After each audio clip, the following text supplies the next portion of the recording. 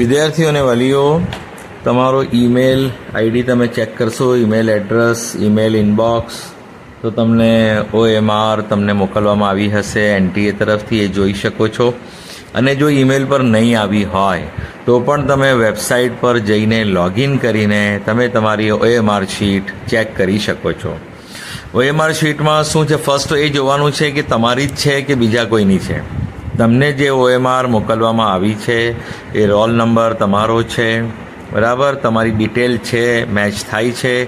First એ check કરવાનું છે કે OMR તમને મોકલવામાં આવી છે એ તમારી છે કે નહીં. પછી જોવાનું છે કે તમે જે આન્સર આપ્યા છે એ જ પ્રમાણે આમાં છે કે પછી એમાં વિરોધાભાસ છે કે આમાં કંઈ પ્રોબ્લેમ છે. જો કંઈ પ્રોબ્લેમ જણાય તો તમે NTAને ચેલેન્જ કરી શકો છો. એના માટે આજથી લઈને 15 તારીખે સવારે 11 વાગ્યા સુધીનો સમય આપ્યો છે કે તમે ચેલેન્જ કરી શકો છો જો તમને કંઈ પ્રોબ્લેમ જણાય તો. એટલે ફર્સ્ટ તમારે જોવાનું છે કે OMR તમારી છે કે બીજા કોઈની આવી ગઈ છે, ને કંઈ પ્રોબ્લેમ હોય તો NTAને તમારે જાણ કરવાની છે, ચેલેન્જ કરવાનો છે. અને તમારી જે OMR શીટમાં તમે જે આન્સર આપ્યા છે એ મેચ ના થતા હોય તો પણ તમે ચેલેન્જ કરી શકો છો.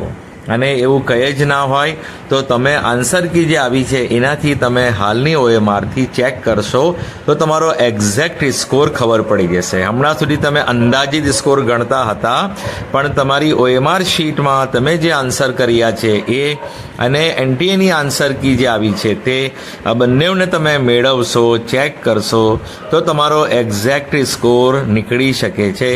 એક્ઝેક્ટ સ્કોર તમે કેલ્ક્યુલેટ કરી શકો છો.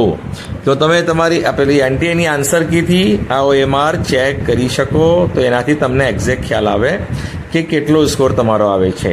અને હવે અનુમાન છે કે 20 તારીખ સુધીમાં તમારો રિઝલ્ટ આવી શકે છે. 20 તારીખની આસપાસ આવવાની શક્યતા છે. જોઈએ હવે ક્યારે આવે છે, પણ 20ની આસપાસની શક્યતા હવે દેખાય છે, કારણ કે 15 જુલાઈ સુધીમાં તમારો રિસ્પોન્સ લોક થઈ જશે અને તે પછી એ લોકો ચેક કરીને રિઝલ્ટ ડિક્લેર કરી દેશે. ફાઇનલ આન્સર કી આવી જશે, અથવા તો રિઝલ્ટ પહેલાં આવી જશે ફાઇનલ આન્સર કી, અને અથવા તો પછી રિઝલ્ટની સાથે પણ આવે છે કોઈ વખત કે રિઝલ્ટની સાથે જ આન્સર કી એ લોકો ડિક્લેર કરતા હોય છે. તો 20 તારીખની આસપાસની ગણતરી રાખીએ કે અઠવાડિયામાં રિઝલ્ટ આવવાની શક્યતા છે. આ ચેનલ સાથે જોડાયેલા રહેજો, જેથી જે પણ કંઈ માહિતી આવે તો તમને સમયસર મળી શકે. Thank you so much for listening, liking, subscribing and sharing.